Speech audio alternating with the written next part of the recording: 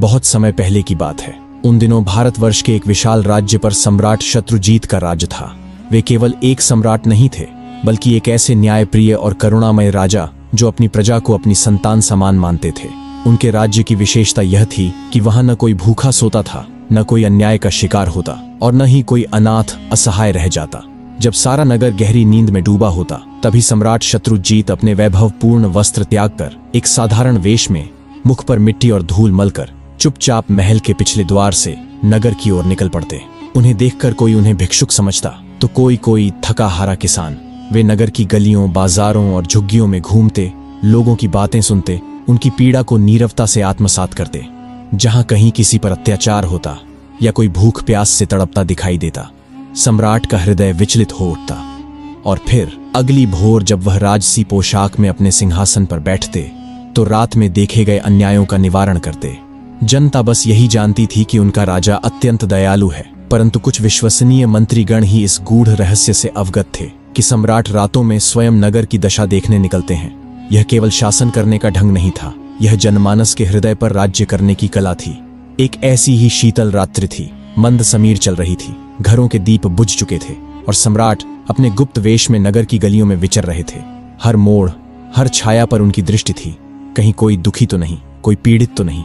इसी भ्रमण के मध्य जब वे एक संकरी और अंधेरी गली से गुजर रहे थे, तभी उन्हें धीमी धीमी फुसफुसाहटें सुनाई दी। वे ठिठक गए, सावधानी पूर्वक उन ध्वनियों की दिशा में बढ़े और देखा कि गली के एक कोने में 4 व्यक्ति बड़े रहस्यमय ढंग से आपस में कुछ चर्चा कर रहे हैं।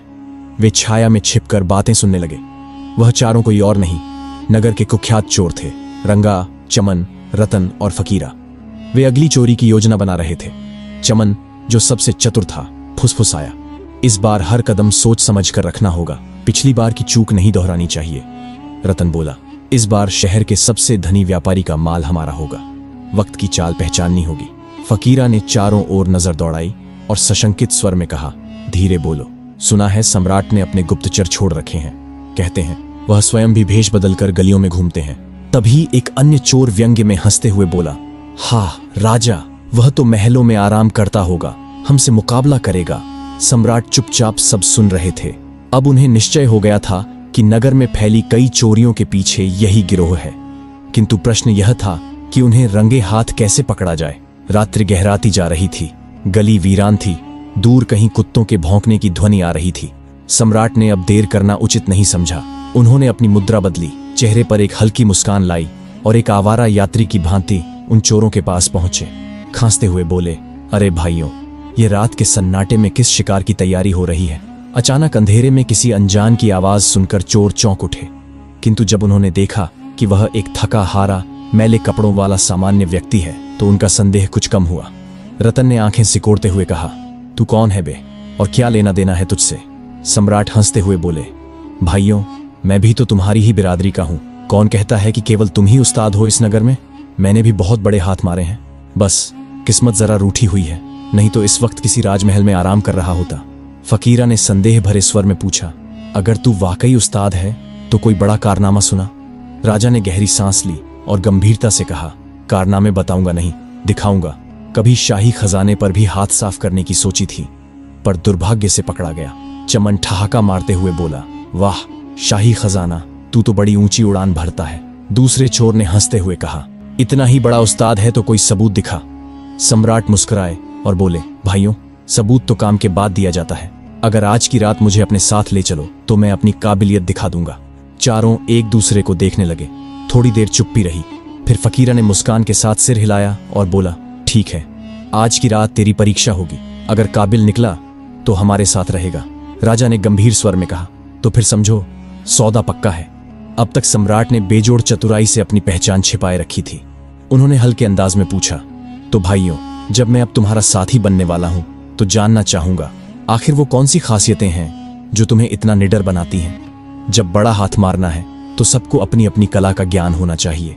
चारों चोरों ने एक दूसरे की ओर देखा। सबसे पहले फकीरा आगे आया और बोला, मेरे भीतर एक दुर्लभ गुण है। मैं किसी भी स्थान पर खड़ा होकर केवल अपनी सूंघने की शक्ति से जान लेता हूं कि सोना, चांदी, हीरे, मोती या कोई अन्य बहुमूल्य खजाना कहां छिपा है। मेरे लिए खजाने की महक दूर से ही प्रकट हो जाती है। जब भी कोई बड़ा हाथ मारना होता है मेरी नाक सबसे पहले काम आती है। सम्राट ने उसकी ओर गौर से देखा और प्रशंसा से कहा, वाह, यह तो बड़ा ही विलक्षण गुण है। तुम्हारी यह कला तो चुपचाप राज्य के गुप्त भंडारों तक भी पहुंचा सकती है। अब चमन आगे आया। उसके चेहरे पर आत्मविश्वास की एक छाया थी। वह बोला, मैं पशु पक्षियों की भाषा समझता हूं। कुत्ते, बिल्ली, घोड़े जो कुछ भी कहें, उनके शब्द मेरे लिए स्पष्ट होते हैं। यदि किसी गली में कोई कुत्ता भौंक रहा हो या कोई घोड़ा अचानक व्याकुल हो जाए तो मैं जान जाता हूं कि वहां कुछ अनहोनी घटने वाली है। सम्राट यह सुनकर कुछ क्षणों के लिए चुप रहा, फिर बोला, तुम तो प्रकृति की आवाजों को ही पढ़ लेते हो। यह गुण तुम्हें शत्रु के आने से पहले ही सचेत कर सकता है। अब तीसरे चोर रंगा की बारी थी। उसने अपनी जेब से एक पतली सी तार निकाली और गर्व से बोला, मैं ताले तोड़ने में निपुण हूं। लोहे, पीतल या शाही कक्षों के सबसे कठिन ताले भी मेरी इस नन्ही तार के आगे नतमस्तक हो जाते हैं। ताला चाहे जितना भी कठिन हो, मेरे हाथ में आते ही झुक जाता है। सम्राट मुस्कुराया और चुटकी लेते हुए बोला, तो फिर तुम्हारे हाथों में तो कोई जादू है रंगा, ताले नहीं, मानो किस्मत की गिरहें खुलती हैं। अब सबसे अंतिम में रतन सामने आया। उसके चेहरे पर एक रहस्यमयी मुस्कान थी। उसने कहा, मेरा गुण सबसे निराला और सबसे खतरनाक है। यदि मैं किसी को एक बार अंधेरे में देख लूं तो फिर वह लाख छिप जाए, मैं उसे पहचान ही लूंगा। चाहे वह भीड़ में हो, नकाब में हो या दुश्मनों के झुंड में, मेरी नजर उसे पहचान लेती है। सम्राट विस्मय से बोला, तो इसका अर्थ यह हुआ कि अंधकार तुम्हारी दृष्टि को धोखा नहीं दे सकता। तुम तो सच्चे मायनों में अंधेरे के भी प्रहरी हो। अब सम्राट भली भांति समझ चुका था कि ये चारों न केवल शातिर थे बल्कि अपने अपने हुनर में दक्ष भी थे। किंतु उसके भीतर तो अब एक नई योजना ने जन्म ले लिया था। वह मुस्कुराया और बोला, भाइयों, अब जब हमारी टोली इतनी योग्य हो चली है तो बताओ, आज की रात कौन सा शिकार तय है। चारों चोर राजा की बातों को ध्यान से सुन रहे थे। उन्होंने अपने अपने कौशल तो खोल कर रख दिए थे, परंतु अब उनकी आंखों में एक संशय था। रतन ने मुस्कुराते हुए पूछा, भाई, हमने तो अपने गुण बता दिए, पर तुमने अब तक कोई बात नहीं की। बताओ, तुम्हारे भीतर ऐसी कौन सी बात है जो तुम्हें हमारे लिए उपयोगी बनाती है। सम्राट ने तनिक गंभीर होकर उत्तर दिया, मेरे भीतर एक अनोखा गुण है। यदि हम कभी संकट में पड़ें, पकड़े जाएं या फंस जाए, तो केवल मेरी आंखों के एक इशारे से सज्जा भी टल सकती है और जान भी बच सकती है। चारों चोर यह सुनकर चौंक गए। फकीरा बोला, क्या मात्र दृष्टि के इशारे से सजा माफ हो सकती है? यह तो कोई चमत्कार जैसा प्रतीत होता है। एक अन्य बोला, यदि यह सच है तो हमारे गिरोह में सबसे अनमोल गुण तुम्हारे पास ही है। तुम्हारे रहते हमें किसी चीज की चिंता ना होगी। राजा ने मन ही मन अपनी योजना को सुदृढ़ करते हुए कहा, छोटी मोटी चोरी से क्या लाभ? यदि जीवन भर चैन से जीना है तो एक ही बार इतना बड़ा हाथ मारो कि दोबारा जरूरत ही ना पड़े। और वह जगह है राजमहल का खजाना। ये सुनते ही चारों चोरों की आंखें लालच से चमक उठीं। फकीरा बोला, वाह, ये हुई ना बात। अगर इस बार हम सफल हो गए तो फिर जीवन भर ऐश करेंगे। राजा ने भीतर ही भीतर संतोष की सांस ली। उसकी योजना अब चोरों को पूरी तरह फांस चुकी थी। फिर वे सभी नगर की गलियों से होते हुए महल की ओर बढ़ने लगे। जैसे ही वे महल के समीप पहुंचे, एक कुत्ता जोर जोर से भौंकने लगा। सभी चोर एकाएक सतर्क हो गए। फकीरा ने चमन की ओर देखा और कहा, भाई, जरा सुनो तो, ये कुत्ता क्या कह रहा है? क्या कोई खतरा है? चमन ने ध्यान से कुत्ते की आवाज को सुना और फिर उसके चेहरे का रंग उड़ गया। वह बोला, यह कुत्ता यह कह रहा है कि हमारे साथ इस समय नगर का सम्राट चल रहा है। क्षण भर को एक सन्नाटा छा गया। सभी चोर चौंक कर एक दूसरे की ओर देखने लगे। तभी रंगा जोर से हंस पड़ा। अरे, यह तू क्या बक रहा है? राजा भला इस अंधेरी गली में क्या कर रहा होगा? वह तो इस समय अपने शाही पलंग पर चैन की नींद सो रहा होगा। बाकी चोर भी हंस पड़े। लगता है इस बार तेरी कुत्ता भाषा कुछ बिगड़ गई है। चमन बोला, मैंने वही कहा जो वह कह रहा था। शायद उसका मतलब किसी और से रहा हो। तब सम्राट ने बात संभालते हुए कहा, भाइयों, मेरा तो मानना है कि यह कुत्ता भूखा है। भूख में आदमी क्या, जानवर भी अनाप शनाप बकने लगता है। चलो, इन बेमतलब की बातों को छोड़ो और असली काम पर ध्यान दो। सभी ने हामी भरी और आगे बढ़ चले। राजा के होंठों पर एक गूढ़ मुस्कान थी। योजना अब अपने निर्णायक मोड़ पर थी। चांदनी रात की चुप्पी में वे चारों चोर सम्राट के साथ महल के भीतर प्रवेश कर चुके थे। परंतु न किसी की आंखों में भय था, न ही कोई कंपन, केवल लालच की धधकती हुई ज्वाला।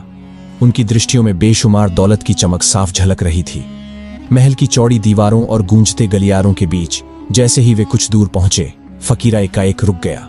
वह नीचे झुका, महल की भूमि की मिट्टी को सूंघा और मुस्कुराते हुए बोला, खजाना अब अधिक दूर नहीं है। इसकी खुशबू मेरे भीतर दौड़ रही है, इसी दिशा में चलो, मेरे पीछे। बिना कोई प्रश्न किए तीनों चोर उसकी पीठ पीछे चल दिए। खामोश गलियारों, झुकी हुई दीवारों और एक गुप्त मार्ग से होते हुए वे उस स्थान पर पहुंच गए जहां राज्य का खजाना छिपा था। उनके सामने था एक विशाल और मजबूत द्वार, जिसके बीचों बीच एक भारी ताला जड़ था। अब रंगा आगे बढ़ा। उसकी आंखों में आत्मविश्वास की चमक थी। वह अपनी जेब से पतली सी तार निकालता है और उसे ताले में डाल देता है।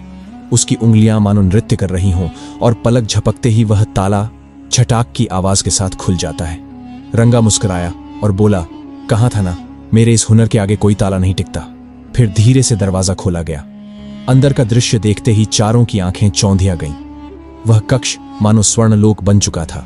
चारों ओर सोने की अशर्फियां, हीरे मोती, जवाहरात, बेशुमार संपदा बिखरी हुई थी। एक चोर विस्मित होकर बोला, भाइयों, अब यह सब कुछ हमारा हो चुका है। अब जीवन में किसी चीज की कमी नहीं रहेगी। अब तो केवल ऐशो आराम से जीना है। और तभी सभी चोर दौलत समेटने में लग गए। किसी ने झोले में अशर्फियां भरी, कोई हीरों को संभालने लगा। वे सभी सोच रहे थे कि अब उनका भविष्य सुरक्षित हो चुका है। अब उन्हें जीवन में कुछ करने की आवश्यकता नहीं। सम्राट भी उनके साथ झुककर यही सब कर रहा था, परंतु उसके भीतर मुस्कान किसी और ही उद्देश्य की थी। वह देख रहा था कि कैसे हर कोई अपने स्वार्थ में डूबा है, पर उसकी दृष्टि कुछ और तलाश रही थी। थोड़ी देर बाद जब सबने अपनी अपनी झोली भर ली तो चारों चोरों ने एक थैली सम्राट की ओर बढ़ाई। लो भाई, फकीरा बोला, ये तुम्हारा हिस्सा है। तुम भी हमारे साथ आए हो, तुम्हें भी बराबरी का हिस्सा मिलना चाहिए। सम्राट ने थैली की ओर देखा, फिर हल्की मुस्कान के साथ कहा, नहीं दोस्तों, मुझे यह सब नहीं चाहिए। मैं तो यूं ही तुम्हारे साथ आ गया था। मेरी किस्मत में शायद यह दौलत नहीं लिखी थी। रतन हैरानी से बोला, अरे भाई, इतनी दौलत को कौन ठुकराता है? राजा ने केवल इतना कहा, तुम ही रख लो, इसे भी अपने हिस्से में बांट लो। चारों ने एक दूसरे की ओर देखा, फिर कंधे उचकाते हुए बोले, हमें क्या, इसका भी हिस्सा हमें ही मिल जाएगा। अब वे अपने अपने हिस्से गिनने में लग गए। सम्राट ने इसी अवसर का लाभ उठाया। वह एक एक कर चोरों के पास गया और सहज ढंग से पूछा, अगर फिर कभी ऐसी योजना बनी तो तुम कहां मिलोगे? सबसे पहले फकीरा बोला, मैं तो बाजार के पास वाली सराय के बगल में ही रहता हूं। कोई बड़ा हाथ मारना हो तो वहीं आ जाना। इसी तरह सम्राट ने चमन, रंगा और रतन से भी उनके नाम और ठिकाने पूछ ली। चारों निश्चिंत थे। वे सोच भी नहीं सकते थे कि जो उनके साथ खजाने में घुसा था वही इस भूमि का सम्राट है। खजाना लूटकर वे चारों अंधेरे में विलीन हो गए, अपने अपने ठिकानों की ओर चल पड़े। और सम्राट, वह धीरे धीरे उन्हीं नगर की गलियों से होता हुआ वापस अपने महल की ओर लौटने लगा। उसके मुख पर संतोष की गहरी छाया थी। उसकी योजना सटीक ढंग से चल रही थी। राजा मन ही मन सोच रहा था, ये लोग भले ही चोर हैं, लेकिन इनके भीतर ऐसे गुण हैं जो मेरी सेना में किसी भी वीर सिपाही से कम नहीं। फकीरा, जिसकी नाक खजाने को सूंघ लेती है, अगर वही मेरे खजाने की रखवाली करे तो कौन चुरा सकेगा? रंगा, जो किसी भी ताले को पल में खोल दे, क्या वह मेरे शत्रुओं के दुर्ग में घुसने वाला बेहतरीन जासूस नहीं बन सकता? चमन, जो पशुओं की भाषा समझता है, वह मेरे हाथियों और घोड़ों की सेवा में क्यों नहीं लगाया जाए? और रतन, जिसकी आंखें अंधेरे में भी सच्चाई पहचान लेती हैं, क्या वह मेरी महल की रक्षा में मुख्य प्रहरी नहीं हो सकता? उसके विचार दृढ़ हो चुके थे। यदि मैं इन्हें कारागार में डालता हूं तो इनके ये अनमोल गुण सड़ जाएंगे, लेकिन यदि मैं इन्हें सही दिशा में लगाऊं तो ये चोर नहीं, मेरे राज्य के रक्षक बन सकते हैं। यह निश्चय कर वह सम्राट तेज कदमों से महल की ओर लौट चला, अपने साथ एक नए युग की योजना लिए। सुबह का सूरज निकला तो समूचे नगर में हलचल मच चुकी थी। एक खबर ने सबका चयन छीन लिया था। राजमहल का खजाना लुट चुका है। यह समाचार आग की तरह फैला और पूरे दरबार में बेचैनी फैल गई। मंत्री, सलाहकार और सेनापति सभी दरबार में एकत्र हुए। कोई कह रहा था कि यह कार्य किसी बाहरी गिरोह का है, नगर के बाहर से आए होंगे और चोरी कर भाग गए होंगे। किसी ने शंका व्यक्त की कि महल के भीतर का ही कोई व्यक्ति इस योजना में शामिल हो सकता है। एक से एक सुझाव दिए जा रहे थे, पर किसी के पास ठोस उत्तर नहीं था। वहीं सम्राट शत्रुजीत अपने सिंहासन पर बैठे शांति से यह सब सुनते रहे।